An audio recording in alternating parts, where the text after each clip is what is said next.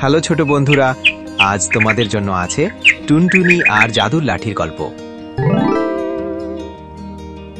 এক যে ছিল টুনটুনি, সে খুবই বুদ্ধিমতী আর চঞ্চল পাখি। গাছে গাছে ঘুরে বেড়াতো, গান গাইতো আর বিভিন্ন জায়গা থেকে ফলমূল খেয়ে আনন্দে দিন কাটাতো। একদিন টুনটুনি উড়ে চলেছিল এক গভীর বনে। হঠাৎ দেখতে পেল একটা পুরনো কুঁড়ে ঘর। ঘরের সামনে বসে আছে এক বুড়ো সাধু।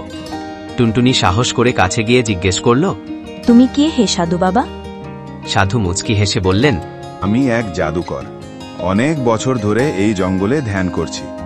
তুমি খুব বুদ্ধিমান পাখি বলেই তোমাকে একটা উপহার দিতে চাই।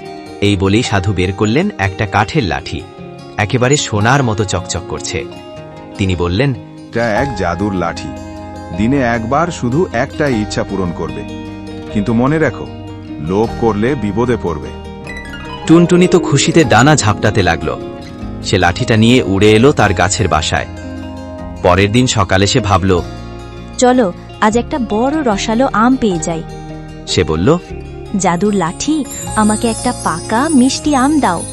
সঙ্গে সঙ্গে টুনটুনির পাশে টুপ করে একটা বড় পাকা আম এসে পড়ল। আহা, কি মজা! সে খেয়ে তো খুশি খুশি। পরদিন সে চাইল একটা নরম গরম মিষ্টি, সেগুলো এলো।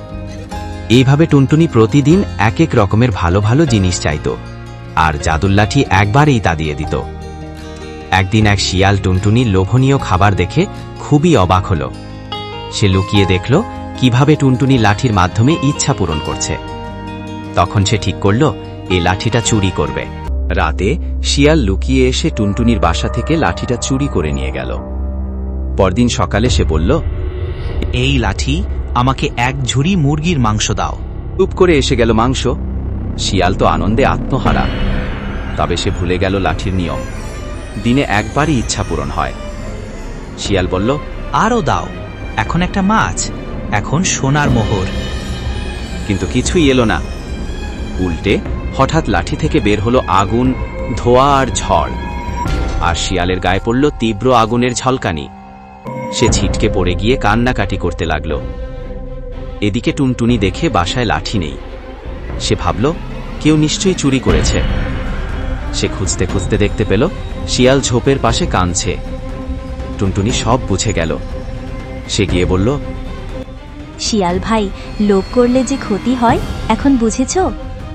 শিয়াল বলল, হ্যাঁ, আমি খুব ভুল করেছি, তুমি ক্ষমা করে দাও। টুনটুনি দয়া করে শিয়ালকে ক্ষমা করল এবং লাঠি ফেরত নিয়ে এলো। এরপর থেকে টুনটুনি প্রতিদিন একটা করে প্রয়োজনীয় জিনিস চাইত।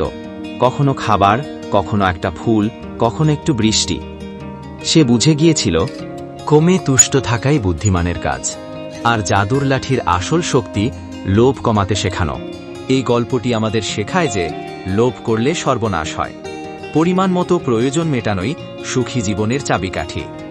চ্যানেলটি অবশ্যই সাবস্ক্রাইব করুন, কারণ আর কিছুদিনের মধ্যে আসতে চলেছে আরও মজার মজার ভিডিওটি দেখার জন্য আপনাকে অনেক ধন্যবাদ।